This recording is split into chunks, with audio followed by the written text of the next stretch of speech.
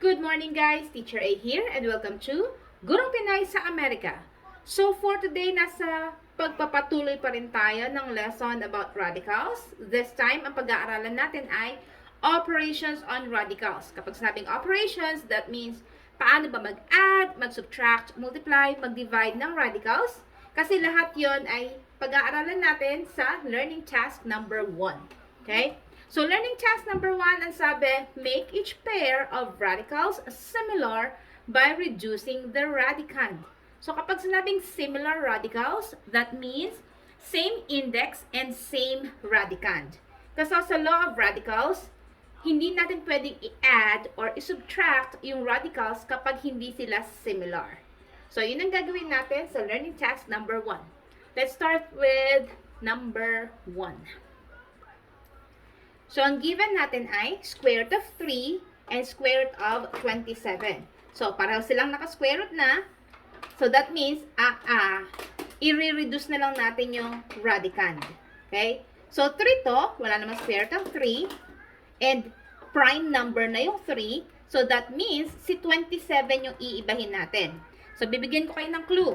Since 3 na to, yung radicand sa first na radical natin, that means, yung isa sa mga factors ng 27, kailangan 3 din. Kasi siya yung maiiwan sa loob. Okay? So, paano yon? Mag-isip tayo ng factors ng 27, wherein yung isa sa mga factors niya ay perfect square. Kapag sinabing perfect square, makukuha natin yung square root niya. So, anong number yon? So, kopyahin ko muna si square root of 3. And then, si square root of 27 ay, katulad ng sabi ko kanina, yung isa sa mga factors niya dapat ay 3 para maging pareho sila. Times ano? So, 3 times 9. Si 9 ba ay perfect square? May square root ba siya? Meron bang number na kapag minultiply sa sarili, 9 ang lalabas? Yes, that's 3. So, therefore, ilalabas natin yung square root ni 9 na 3, and then maiiwan sa loob si square root of 3. So, kopihin ko yung nasa una. So, yan. Pareho na ngayon sila ng radicand. Pareho silang square root of 3. Okay?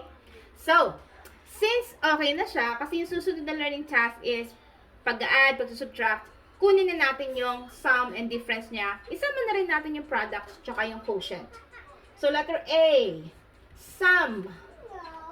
So, kapag sinabing sum, again, i-add lang natin yung dalawang radicals natin. So, square root of 3 plus 3 square root of 3. Paano mag-add? I-add natin yung mga numbers sa labas. Since sa una, wala tayong nakikitang number, that means merong 1 doon na invisible. So, i-add yung mga nasa labas, and then kokopyahin yung similar na radicals. Okay? So, we have here 1 plus 3 ay 4. And then, kopyahin natin yung radical part na square root of 3. Therefore, ang sum natin ay 4 square root of 3. Ano lang kasimple. Next, letter D. Yung difference naman niya. So, kapag sinabing difference, ibig sabihin, sinusubtract.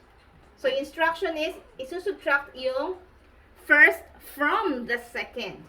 So, mauuna yung second. So, 3 square root of 3 minus square root of 3.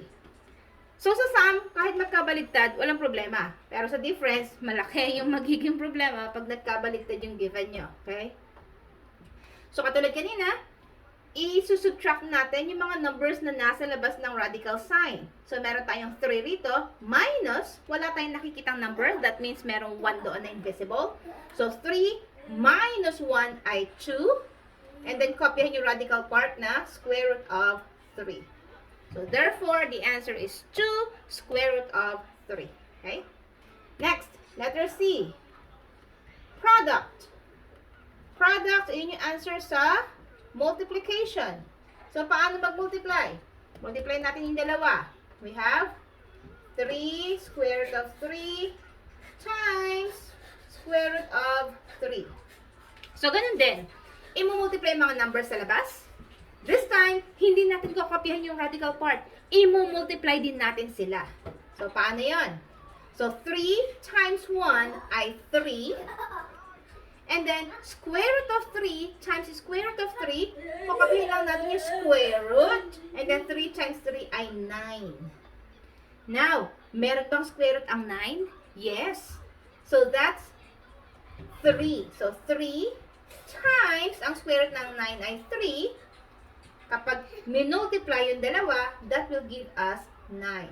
So, therefore, 9 ang product. Lagyan ko lang ng box to para ma-highlight. There. And then, letter D, quotient. So, kapag sinabing quotient, yun yung answer kapag dinivide. So, divide natin. Yung second na radical, 3 square root of 3 divided by square root of 3. May square root of 3 sa taas, merong square root of 3 sa baba. Maka-cancel out na sila because that is equal to 1 times 3. The answer is 3. Therefore, yung quotient natin ay 3. Yan. So, ganyan lang siya kadali. Okay? Next, number 2. So, ang given natin sa number 2 ay cube root of 3 and cube root of 81. So, yung cube root of 3, prime number na yung 3, wala naman siyang cube root, wala naman siyang ibang factors. So, therefore, eto na yon. So, ang iibahin na lang natin yung cube root of 81. Again, yung clue ko sa inyo, since cube root of 3 to, that means, yung isa sa mga factors ng 81, dapat 3 din. Kasi siya yung maiiwan sa loob. Okay? So, paano yon? Kopyahin ko muna to. Cube root of 3. And then, cube root of 3 times ano ay 81. So, 3 times 27. Now, i-check natin. Si 27 ba ay perfect cube? Ibig sabihin, kapag ba nag-multiply tayo ng number sa sarili niya ng 3 beses, 27 ang lalabas?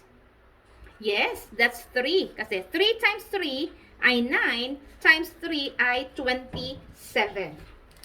So, therefore, kopyahin ko ulit nasa unahan. Cube root of 3. And then this one, ilalabas ko ang cube root ni 27, which is 3. And then, kokopyahin ko yung naiwan na cube root of 3. Ayan, similar na yung radicals natin. So, since similar na sila, pwede na natin i-perform yung mga operations. So, again, addition and subtraction, kailangan similar. Multiplication and division, kahit hindi, pwede nyo i-multiply at pwede i-divide, okay? So, letter A. Simulan na natin sa sum. Again, kapag sinabing sum, ina-add lang yung given na radicals. So, cube root of 3 plus 3 cube root of 3. Paano ulit? I-add yung mga numbers sa labas ng radical sign and then kokopyahin yung radical part na similar. Wala tayong nakikitang number dito sa labas. That means that's 1. So, 1 plus 3 ay 4. And then, kopyahin yung radical part na same, which is cube root of 3. Yan. So, therefore, ang sum natin ay 4 cube root of 3. Next, letter B. Difference. Kapag sinabing difference, again, sinusubtract. So, subtract natin sila. We have 3 cube root of 3 minus cube root of 3. Paano ulit? Parang addition lang. Sinusubtract naman yung number sa labas, then kokopyahin yung same na radical part. So, we have 3 minus 1 ay 2. And then, kopyahin yung same na cube root of 3. Yan. So, ito yung ating difference. Next, product. Product, ito yung sagot kapag minultiply. So, we have cube root of 3 times 3 cube root of 3. So, multiply din yung mga nasa labas. May nakikita tayo? Wala. So, that's 1 times 3 ay 3. And then, cube root of. This time, minumultiply mga radicands. 3 times 3 ay 9. May cube root ba ang 9? Wala. So, therefore, ito na yung ating final answer. 3 cube root of 9. Next, letter D. Ang ating quotient. Paano yun? Kapag dinivide. Quotient. There. So, kapag dinivide, divide natin. 3 cube root of 3 divided by cube root of 3.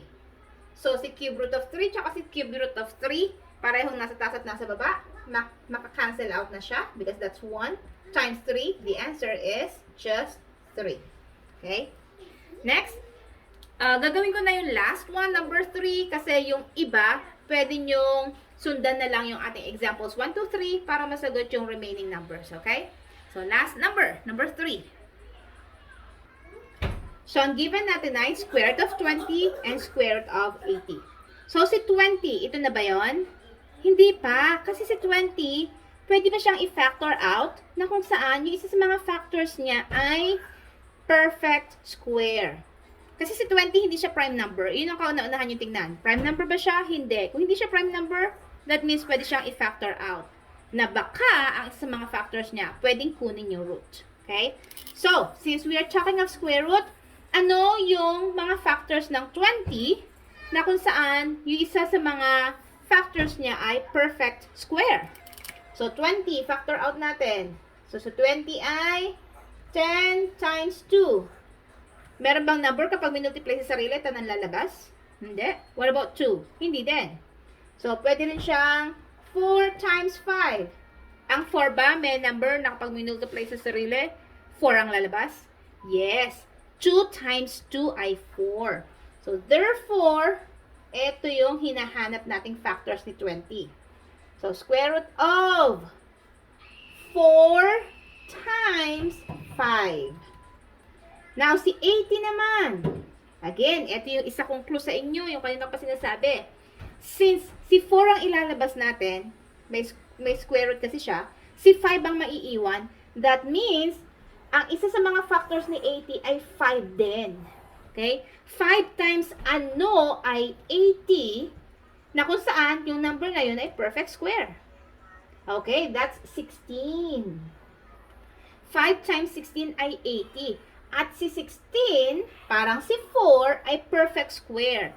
Kasi 4 times 4 ay 16. Ito naman, 2 times 2 ay 4. Okay? So, kunin na natin yung mga roots nila. Square root ni 4 ay 2. Maiiwan si square root of 5 sa loob. And then, ito naman, square root ni 16 ay 4. Maiiwan si square root of 5 sa loob. Ayan, similar na yung ating mga radicals. Okay? Again, yung kung talaga sa inyo, magagamit nyo yon. Na, kung ano yung makikita nyo maiiwan sa kabila, i-divide nyo na yung pangalawang given. Kasi sure na, yun din yung maiiwan na radicand doon sa kabila. Okay? So, perform na natin mga operations. Letter A, sum. Ipag-add na natin sila. So, 2 square root of 5 plus 4 square root of 5. I-add ang mga numbers sa labas. 2 plus 4 ay 6. And then, copyahin si square root of 5. So, therefore, the sum is 6 square root of 5. Okay? Dali lang, di ba? Next, letter B. Difference. Isusubtract naman natin sila. Difference. There. Paano? 4 square root of 5 minus 2 square root of 5. Again, sinusubtract yung mga nasa labas. 4 minus 2 ay 2. And then, kokopyahin lang yung similar na yung radical part, which is square root of 5. Therefore, ang difference natin ay 2 square root of 5. Next, letter C, product. Which means, i-multiply natin sila. We have 4 square root of 5 times 2 square root of 5. Paano? Multiply yung mga nasa labas, i-multiply yung mga nasa loob.